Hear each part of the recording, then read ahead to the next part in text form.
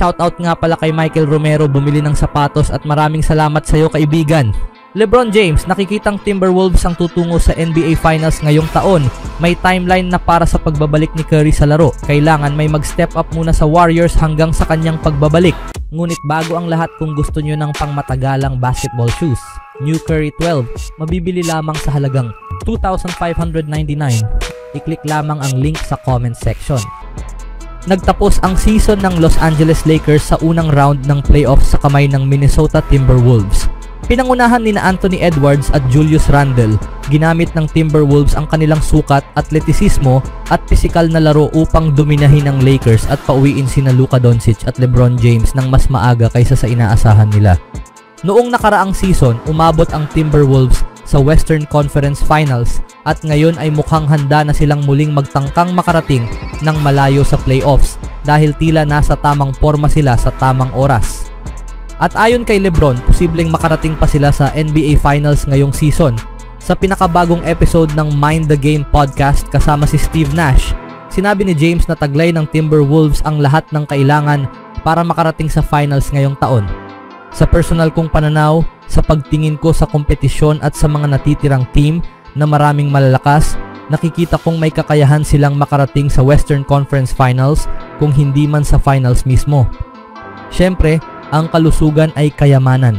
Kalusugan ang puhunan sa postseason. Pero sa tingin ko, kumpleto sila. Meron silang shooting, tapang, laki, bilis ng paa, playmaking, karanasan at defensive versatility na mahalaga sa playoffs. Naglalaro sila ng buong puso at gaya ng sabi mo, dapat din bigyang pugay ang coaching staff dahil nailalagay nila ang mga manlalaro sa tamang posisyon para magtagumpay. Sa tingin ko, may pagkakataon sila, Western Conference Finals kung hindi man Finals. Sa palagay ko, may taglay silang kompletong sangkap para doon. Tulad ng binigyang diin ni James, ang kalusugan ang pinakamahalagang bagay sa playoffs at kasalukuyan na nga itong nagkakaroon ng epekto dahil si Golden State Warriors star Stephen Curry ay may iniindang hamstring injury, isang bagay na lubos na nagpapataas ng tsansa ng Timberwolves na umusad. Samantala, sa Eastern Conference, ang top seed na Cleveland Cavaliers ay nahihirapan sa kanilang serye dahil sa mga injury ng ilang mahalagang manlalaro. Nakita mismo ni na James at ng Lakers kung gaano kapeligroso ang Timberwolves at tama siya sa pagsasabing kumpleto ang kanilang kakayahan. Ngunit sa playoffs, ang tagumpay ay nakadepende sa kalusugan at matchups, kaya't panahon lang ang makakapagsabi kung matutupad ba ang potensyal na nakikita ni LeBron sa kanila. LeBron James ng Lakers, pinuri ang pag-unlad ni Anthony Edwards ng Timberwolves. Isa sa mga pangunahing dahilan kung bakit natalo ang Lakers ay ang laro ni Anthony Edwards. Pinahirapan siya ng Lakers sa aspeto ng pag-score pero nakabawi siya sa ibang paraan, lalo na sa kanyang playmaking na siyang labis na ikinahanga ni LeBron James.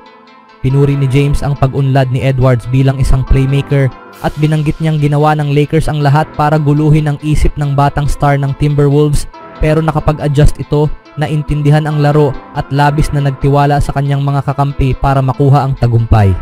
Anong masasabi niyo dito mga kaibigan? Sang-ayon ba kayo kay LeBron? Sa ibang balita naman, isa sa mga pinakamahalagang serye sa West ay magpapatuloy sa linggo habang ang Golden State Warriors at Minnesota Timberwolves ay pupunta sa Chase Center para sa Game 3. Dahil tabla ang serye sa isa, kahit sino ay may tsansang manalo, ngunit ang pagkakaroon kay Stephen Curry ay tiyak na magbibigay ng advantage sa panig ng Warriors. Ayon sa pinakahuling ulat mula kay Shams Charania, unti-unting umaayos ang kondisyon ni Steph sa kanyang pagre-recover at maaari siyang makabalik sa Game 6 ng mas maaga para sa Warriors. Isa itong hamstring strain, sabi ni Charania sa Pat McAfee Show. Sigurado akong alam ninyo na ang hamstring ay hindi isang injury na basta-basta mo lang nilalaro. Talagang limitado lang siya sa treatment ngayon at i-re-evaluate siya sa Huwebes. Ibig sabihin ay tiyak na wala siya sa Game 2, Game 3 at Game 4. Mamimiss niya ang hindi bababa sa 3 laro. Ayon sa pagkaintindi ko, hindi siya magiging available hanggang Game 6 sa pinakamaaga. Baka makabalik si Stephen Curry sa panahong iyon, pero ito ang unang beses na nagkaroon siya ng hamstring strain sa buong NBA career niya. Si Curry, 37 taong gulang, ay nagmumula sa isa na namang elite na season para sa Warriors kung saan siya ay may average na 24.5 points, 4.4 rebounds at 6 assists per game with 44.8% shooting. Pinangunahan niya ang kanyang koponan sa 48 panalo sa regular season upang masungkit ang ika-7 pwesto at makapasok sa play-in tournament. Ngayon, makalipas ang ilang linggo, kabilang na ang Warriors sa 8 natitirang team sa playoffs at si Curry ay naging mahalaga sa kanilang tagumpay. Sa 8 laro sa ngayon bago siya nagkaroon ng hamstring, si Steph ay may average na 22.6 points, 5.3 rebounds at 5.1 assists. Ngunit hindi pa tiyak kung siya ay makakabalik pagkatapos ng injury niya noong Miyerkules.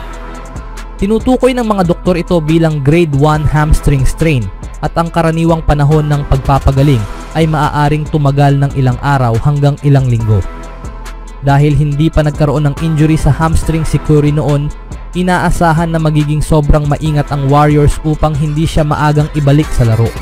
Ang ibig sabihin nito para kay Curry ay siguradong mamimiss niya ang hindi bababa sa 4 na laro sa seryeng ito na may 3 laro pa na kailangang pagdaanan ng Warriors nang wala siya.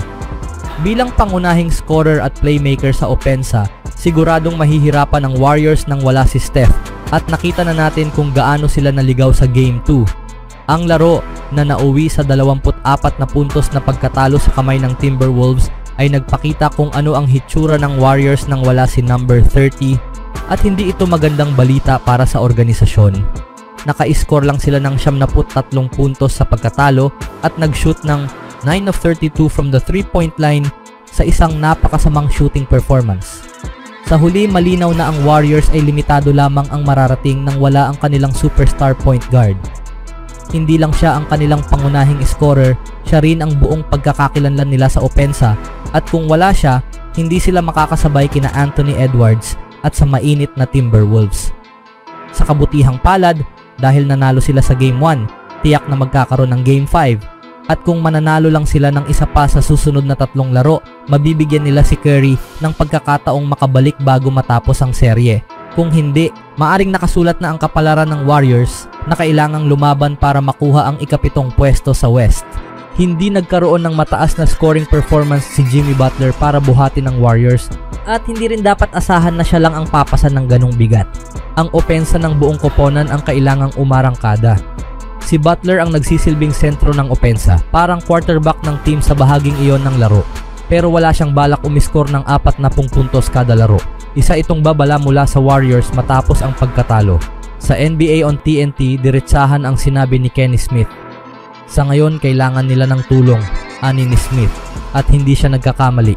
Kailangan talaga ng Warriors ng suporta sa opensa. Kung walang tulong, malamang ay hindi sila makakapanalo ng kahit isang laro hanggat hindi pa nakakabalik si Curry, kung makakabalik pa nga.